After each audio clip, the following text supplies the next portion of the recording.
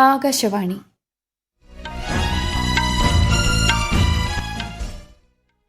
നമസ്കാരം. വാർത്തകൾ വായിക്കുന്നത് കൃഷ്ണ.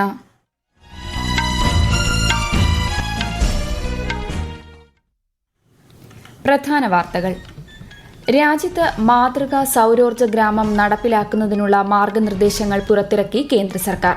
ഓരോ ജില്ലയിലും ഒരു മാതൃകാ സൌരോർജ്ജ ഗ്രാമം സൃഷ്ടിക്കും. വയനാട് ഉരുൾപൊട്ടലിൽ കാണാതായവർക്ക് വേണ്ടിയുള്ള തെരച്ചിൽ ഇന്നും തുടരും.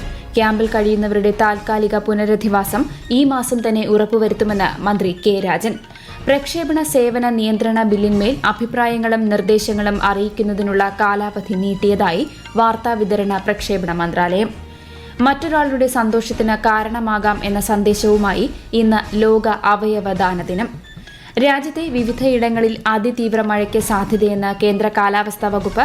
കേരളത്തിലും മഴ മുന്നറിയിപ്പ്. ഇന്ന് പത്തനംതിട്ട, ഇടുക്കി ജില്ലകളിൽ ഓറഞ്ച് ജാഗ്രത. വാർത്തകൾ വിശദമായി. പ്രധാനമന്ത്രി സൂര്യഘർ മുഫ്ത് ബിജ്ലി യോജനയ്ക്ക് കീഴിൽ രാജ്യത്ത് മാതൃകാ സൌരോർജ്ജ ഗ്രാമം നടപ്പിലാക്കുന്നതിനുള്ള മാർഗനിർദ്ദേശങ്ങൾ കേന്ദ്ര സർക്കാർ പുറത്തിറക്കി. പദ്ധതി പ്രകാരം രാജ്യത്തുടനീളം ഓരോ ജില്ലയിലും ഒരു മാതൃകാ സൌരോർജ്ജ ഗ്രാമം സൃഷ്ടിക്കുന്നതിനുള്ള നടപടികൾ ആരംഭിച്ചിട്ടുണ്ടെന്ന് പുനരുപയോഗ ഊർജ്ജ മന്ത്രാലയം അറിയിച്ചു. പദ്ധതി നടത്തിപ്പിനായി 800 കോടി രൂപ അനുവദിച്ചതായും മന്ത്രാലയം വ്യക്തമാക്കി. കഴിഞ്ഞ ഫെബ്രുവരിയിലാണ് പദ്ധതിക്ക് കേന്ദ്ര സർക്കാർ അംഗീകാരം നൽകിയത്.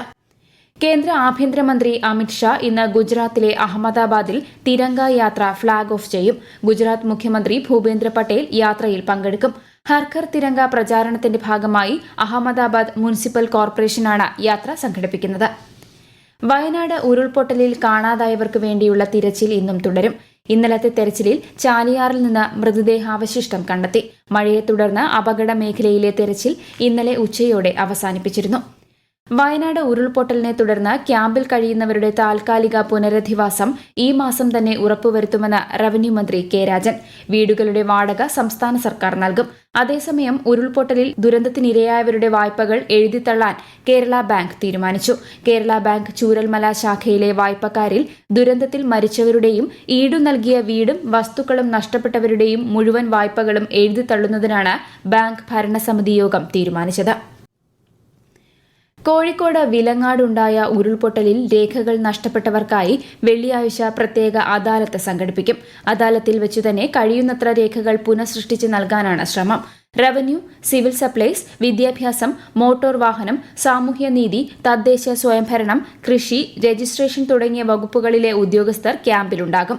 പ്രത്യേക അദാലത്ത് ഉരുൾപൊട്ടലിൽ രേഖകൾ നഷ്ടപ്പെട്ടവർക്ക് വേണ്ടി മാത്രമാണെന്നും അല്ലാത്ത അപേക്ഷകൾ സ്വീകരിക്കില്ലെന്നും അധികൃതർ അറിയിച്ചു.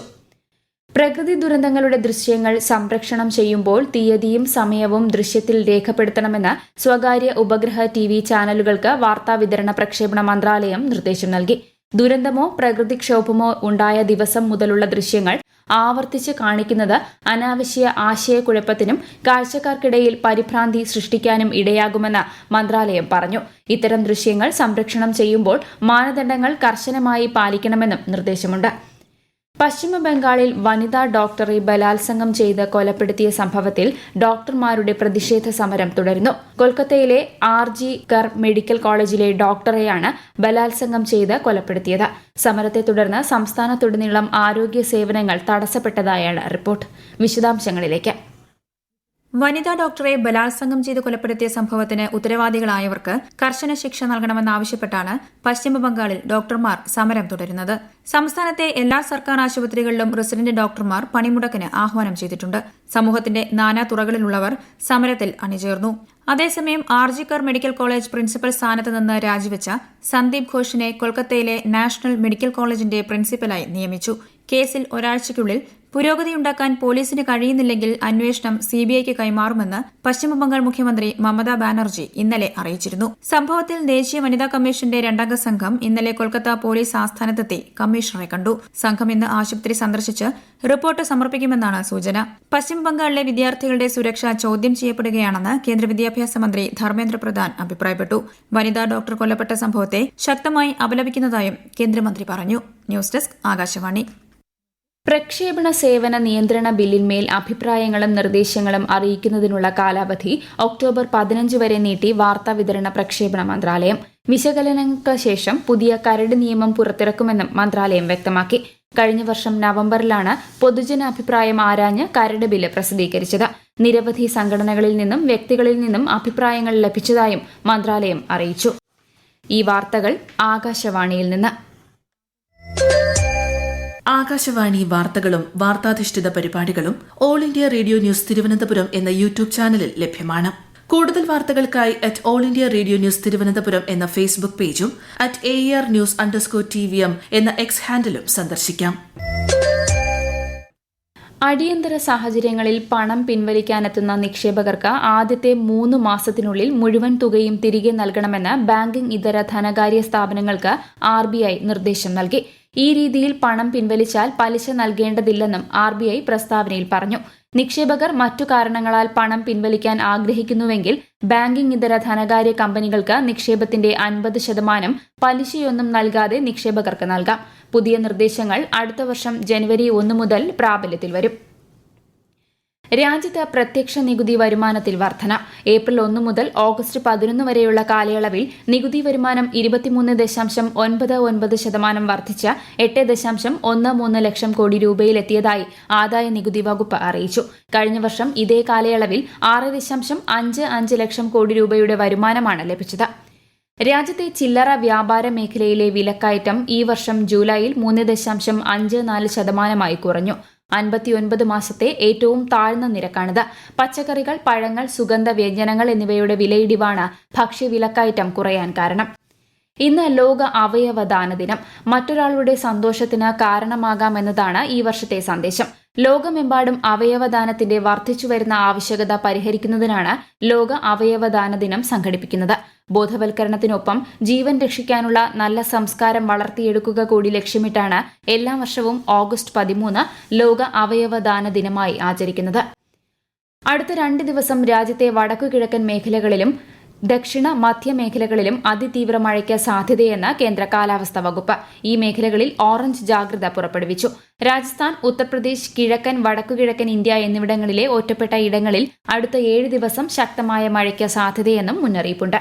കേരളത്തിൽ അടുത്ത 4 ദിവസം ശക്തമായ മഴയ്ക്ക് സാധ്യതയെന്ന് കേന്ദ്ര കാലാവസ്ഥാ വകുപ്പ് അറിയിച്ചു. ഇന്ന് പത്തനംതിട്ട, ഇടുക്കി ജില്ലകളിൽ ഓറഞ്ച് ജാഗ്രതയും 8 ജില്ലകളിൽ മഞ്ഞ ജാഗ്രതയും നൽകിയിട്ടുണ്ട്. തെക്കൻ കേരള, ലക്ഷദ്വീപ് തീരങ്ങളിൽ ഈ മാസം 16 വരെ മത്സ്യബന്ധനത്തിന് പോകരുതെന്നും മുന്നറിയിപ്പുണ്ട്.